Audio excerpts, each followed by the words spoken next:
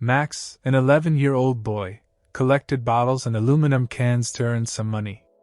All that time he could only think of his mother lying in bed with back pain after a serious accident. One day, on the street, he was approached by some older boys. One of the boys had seen him on the street many times before, and some of them were even friends. "Hey, Max, aren't you tired of being out here, not making much money?" his friend suggested.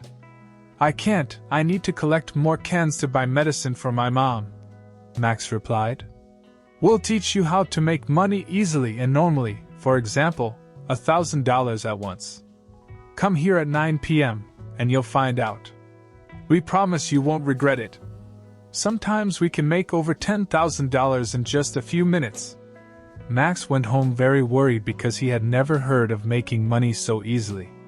His mother had to work days and nights without rest to bring food home, but often there wasn't even enough money for a ride to school, and the boy had to walk.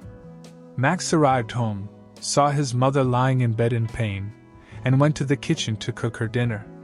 He helped her sit up in bed and watched as she ate the spaghetti he had cooked before putting her back in bed so she could watch TV. "Come sit with me, son," his mother said, but Max couldn't stop thinking about the money he could make if he went to his friend's house at 9 p.m. He quickly composed himself, and told his mother he would work that night to make a lot of money for them. His mother became worried, and before she could reply, he ran out of the house in the blink of an eye.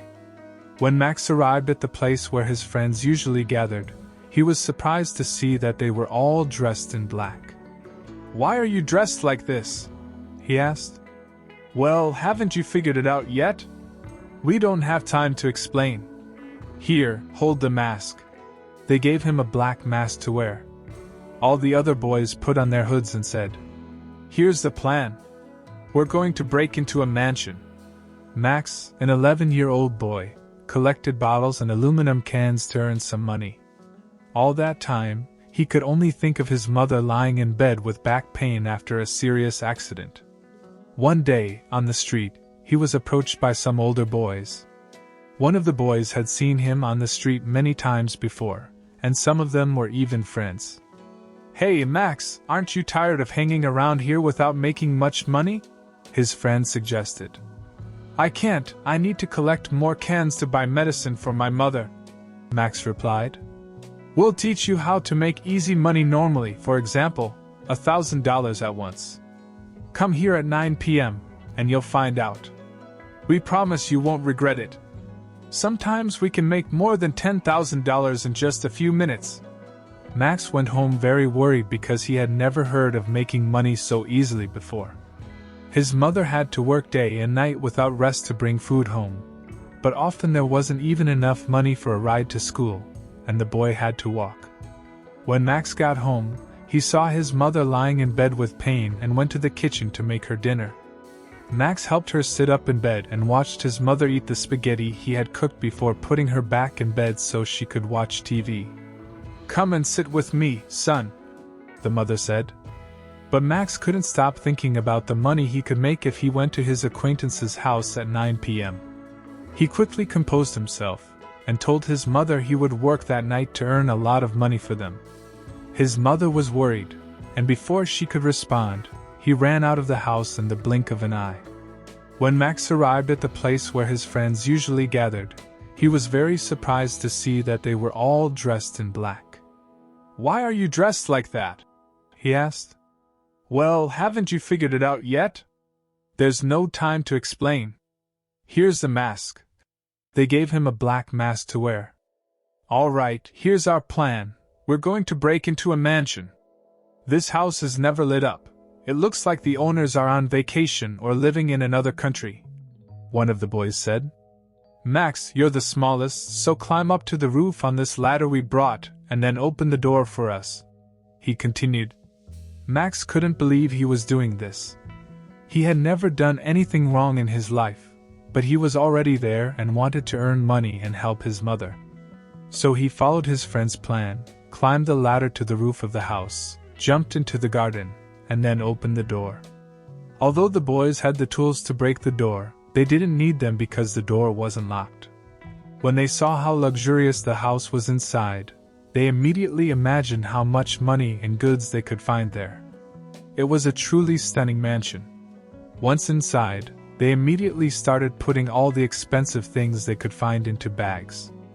Watches, appliances, figurines, anything they could find until they reached the second floor. They entered the bedroom and started looking for anything they could steal with their flashlights. But suddenly, they heard a weak voice. At that moment, they turned their flashlights to the bed and saw an old man lying on a strange bed entangled in wires that looked like a hospital bed. This man couldn't move and it seemed like he was hooked up to machines. It was a very sad sight to see the old man in that position, and on top of that he said, "Please don't do anything to me." Sadness and remorse took over Max, who cried when he realized he was becoming a dirty thief.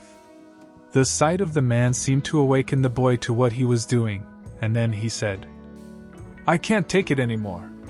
His friends turned to him and said, "Are you crazy? You just have to make the old man sleep with a pillow over his head and that's it." But Max stood in front of them and told them not to dare to approach him because he was willing to do anything to protect the elderly man. The friends began to insult him, calling him an idiot, but he didn't change his mind, repeating that they wouldn't dare touch the old man. Then the boys attacked him and started beating him until Max lost consciousness. When Max stopped moving, his companions were scared because they thought he was dead. They quickly grabbed what they could and left the house, leaving him lying on the ground and the frightened old man in bed. "Hey, are you okay?" Mr. Peter asked, but Max didn't respond. After about 10 minutes, he woke up and apologized on his knees for what he had done. But the man took him by the hand and told him not to do it because his accomplices could hurt him if he turned them in. "I forgive you, you're different, you're a good guy. But you shouldn't hang out with bad friends. Even if your family needs money and your mother needs medicine, it's always better to work hard." Max asked the man how he knew his mother needed medicine, and the man replied, "I'm 85 years old, I've lived a long life. I can only understand what's going on. Just by exchanging a few words, I can see that you're a good boy. You came to my house for a reason, because just yesterday I asked God for help. You see, my children live abroad and they've forgotten about me. They hired a nurse for me, but she did whatever she wanted. I think she cleaned the house before you came, and it's been 2 days since anyone came to see me. I'm dying of thirst and hunger." The boy immediately brought water for the old man and then went to the kitchen and prepared dinner with what was available in the wealthy old man's kitchen. The man then said hopefully, "You are an angel sent by God to save my life. I will thank you for what you have done. Look at this picture behind it, there is a safe with a lot of money. Take as much as you need to put your mother in the hospital and then come back, and I will give you and your mother a job." Peter gave the boy the safe's password and told him where the keys to the house were so that Max didn't have to climb the rooftops again. The boy ran out of the house in tears, very grateful to the stranger. He took his mother to the hospital, and when she was settled in her room, he told her what had happened. The woman was disappointed that her son had been influenced by bad influences, but was happy to see how he had turned out in the end and praised the boy for his kind heart.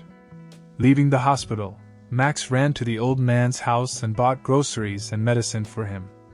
So for a month, the boy visited Mr. Peter and his mother, and to the boy's joy, the mother was able to stand again.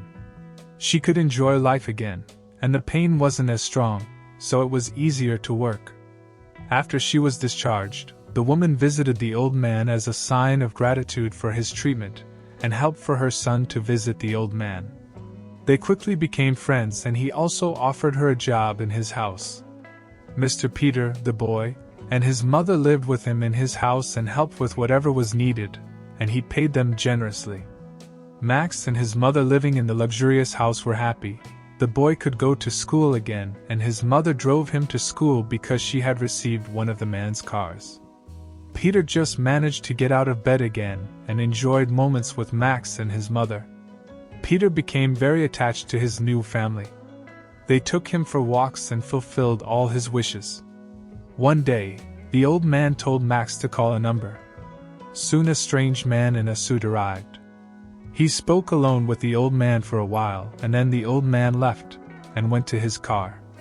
That afternoon, the man called Max and his mother and said, "You are my guardian angels, and I am incredibly happy to have met such kind people. Thank you for everything." The next day, Peter unfortunately passed away. After the funeral, Mr. Peter's children came from abroad to receive their inheritance. Max and his mother were packing to leave the house when mysterious men in suits arrived and asked everyone to sit down. He introduced himself as the deceased's lawyer and read the will.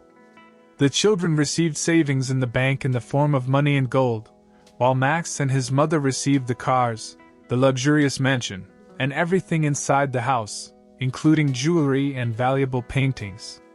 The children were angry when they heard the news but still had enough money to live the rest of their lives doing what they wanted. When everyone left, Max took his mother to the painting behind which the safe was hidden and entered the password. When the woman saw how much money was inside, she was shocked. There were definitely millions of dollars, and Max and his mother cried with gratitude. Max then took advantage and received the best education in the city. At the age of 19, he set up a successful business, a small restaurant that later became a large chain. The young man became very rich and spent half of his income helping lonely elderly people. He created a foundation and developed a program to facilitate communication between the elderly and their children regularly. His organization held events where the elderly talked with young people, cooked together, and where grandparents could share their stories from their youth if they did not have grandchildren. Max understood that the most important thing for the elderly was to communicate with the younger generation, which gave them inspiration and a sense of life satisfaction. What did you think of Max's decision to prevent the young from doing something with Peter? Let me know what you think in the comments, and subscribe to the channel.